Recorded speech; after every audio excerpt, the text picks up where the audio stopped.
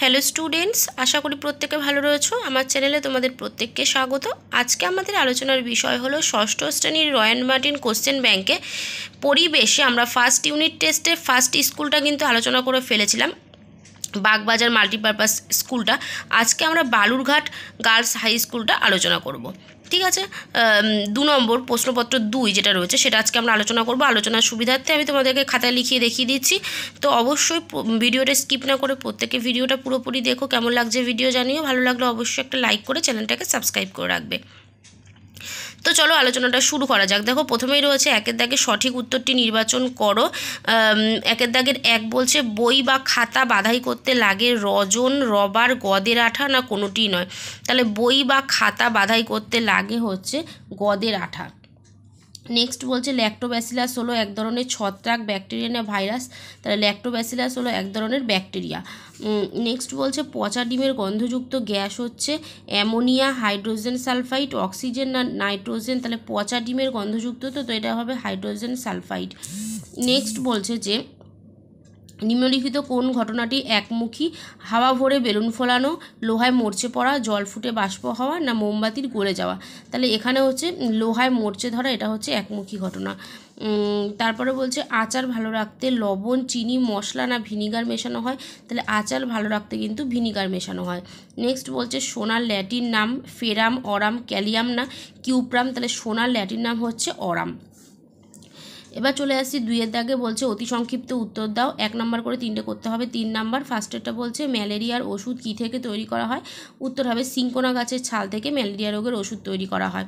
2 নম্বর বলছে একটি পর্যাবৃত্ত ঘটনার উদাহরণ দাও। তাহলে একটি পর্যাবৃত্ত ঘটনা হলো দিনরাত হওয়া অথবা জোয়ার ভাটা হওয়া। নেক্সট বলছে চটের বস্তা তৈরি করতে কী ব্যবহার করা হয়? উত্তর হবে চটের বস্তা তৈরি করতে পাটের তন্তু ব্যবহার করা হয়। পরেরটা বলছে চিনি কী কী মৌলের পরমাণু দিয়ে তৈরি? তাহলে চিনি হচ্ছে কার্বন, হাইড্রোজেন ও অক্সিজেনের পরমাণু দিয়ে তৈরি। এবার 3-এর দাগে চলে আসছি, বলছে একটি বা দুটি বাক্যে উত্তর দাও। ফার্স্টেরটা বলছে একটি মোমবাতি জ্বালিয়ে কাচের গ্লাস দিয়ে ঢাকা দিয়ে দিলে কী ঘটনা ঘটবে এবং কেন? তাহলে দেখো একটি মোমবাতি জ্বালিয়ে কাচের গ্লাস দিয়ে ঢাকা দিয়ে দিলে খানিকক্ষণ পরে মোমবাতিটা নিভে যাবে। কারণ হচ্ছে প্রথমে গ্লাসের ফাঁকা অংশের বাতাসে অক্সিজেন ছিল, ওই অক্সিজেন মোমকে জ্বলতে সাহায্য করেছিল। ধীরে ধীরে অক্সিজেন কমে আসার ফলে মোমবাতিটি নিভে গেছে। এই প্রশ্নটার অথবায় ছিল যে অম্লায়িত জলের মধ্যে দিয়ে তড়িৎ চালনা করলে কী ঘটনা ঘটবে? তাহলে উত্তর দেখো অম্লায়িত বা অ্যাসিডযুক্ত জলের মধ্যে দিয়ে তড়িৎ চালনা করলে জল বিয়োজিত হয়ে সম্পূর্ণ নতুন ধর্মবিশিষ্ট হাইড্রোজেন ও অক্সিজেন গ্যাস উৎপন্ন হয়, যা জলের ধর্মের থেকে সম্পূর্ণ আলাদা। সুতরাং জলের রাসায়নিক পরিবর্তন ঘটে এবং হাইড্রোজেন ও অক্সিজেন থেকে সহজ উপায়ে আর জলকে ফিরে পাওয়া যায় না। 2 নম্বরের প্রশ্ন ছিল যে উভমুখী ঘটনা কাকে বলে? উত্তর হবে দেখো পরিবেশে ঘটে চলা যেসব ঘটনায় কোনো পদার্থ বা বস্তুর পরিবর্তনের পরে আবার তাদের আগের অবস্থায় ফিরে পাওয়া যায় তাদের উভমুখী ঘটনা বলে। যেমন জল ফুটে বাষ্পে পরিণত হওয়া একটি উভমুখী ঘটনার উদাহরণ। নেক্সট বলছে পরজীবী কাদের বলে? উত্তর লিখব দেখো যে সমস্ত প্রাণী অন্য প্রাণীর দেহের বাইরে বা ভিতরে বাস করে ওই প্রাণীর দেহ থেকে পুষ্টিরস শোষণ করে এবং ওই প্রাণীর ক্ষতি করে তাদেরকে পরজীবী প্রাণী বলে।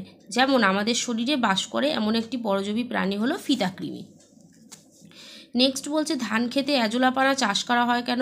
উত্তর হবে অ্যানাবিনা নামক ব্যাকটেরিয়া অ্যাজোলা নামক জলজ ফার্নের পাতার গহ্বরে মিথজীবী রূপে বাস করে। অ্যাজোলা অ্যানাবিনা মিথজীবী সম্পর্কের মাধ্যমে ধান খেতে নাইট্রোজেনজনিত লবণের পরিমাণ বৃদ্ধি পায় এবং জমি প্রাকৃতিকভাবে উর্বর হয়ে ওঠে।